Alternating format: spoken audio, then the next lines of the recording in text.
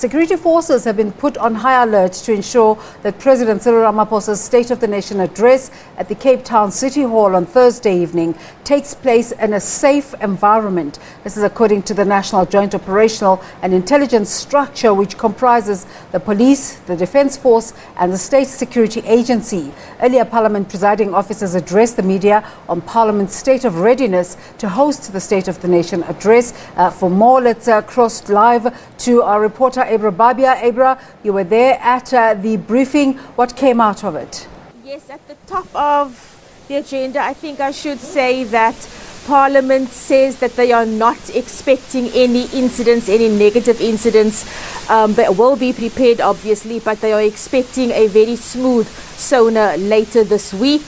What we also know is that around 4 million rand has been budgeted for SONA, and that is not only for the day of SONA. For the day of SONA, 1.9 million rand has been set aside. But remember, SONA isn't just on that one day, because we also then have the various parties in Parliament who will then be debating the President's address. That takes place over 2 days, and then on the third day, the President will reply to those inputs made by other political parties. So for the full duration of that period, Parliament has budgeted around 4 million rand. We should also just alert the public. City Hall is in a very strategic area for traders, for informal traders. Opposite the City Hall, there's a huge market plain, and we have hundreds of traders there plying their trade every day. Of course, they will be affected by the week of SONA. They have, however, been given alternative arrangements have been made for them, and they will be given other venues from which they can be selling their goods over the next few days. And of course, also taxi and bus services are not supposed to be disrupted for the duration of the week of SONA. Because the City Hall has been declared as an extension of the parliamentary precinct, it was officially handed over. So it is now an official extension of Parliament. So all the very same rules that take place in Parliament in terms where it comes to a joint sitting or a normal sitting of the National Assembly, all the very same rules and protocol will apply to the City Hall for the next few days. The pomp and ceremony will be going ahead. It might be a little bit decreased or toned down compared to what we are used to, but that will be going ahead. And over the next few days, we will also obviously be bringing you the rehearsal processions as we normally do each year, and those carry on till late at night in the days leading up to the actual address on Thursday. And then the public will also be made aware of the road closures and how this will affect traffic on the day. The other thing that was explained to us today, because it is still a hybrid sitting, the parties together have all agreed how seats will be allocated. So of course we will be looking at there will be the aspect of proportional representation. So parties have been allocated seats in the City Hall according to how they are represented nationally. So we will have I think just under 300 MPs physically of the National Assembly physically at City Hall, and then around 60 I think from the NCOP, and then the other MPs will be attending virtually.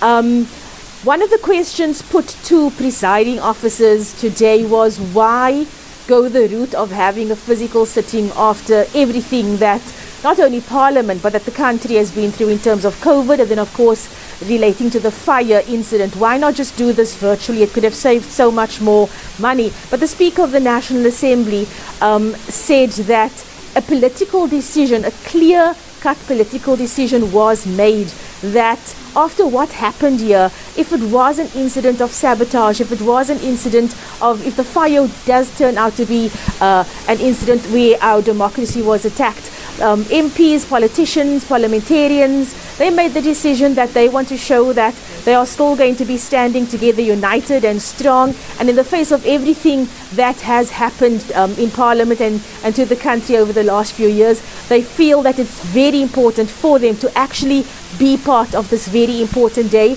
and do so physically by coming to the City Hall and just showing a united front to the nation. Desiree?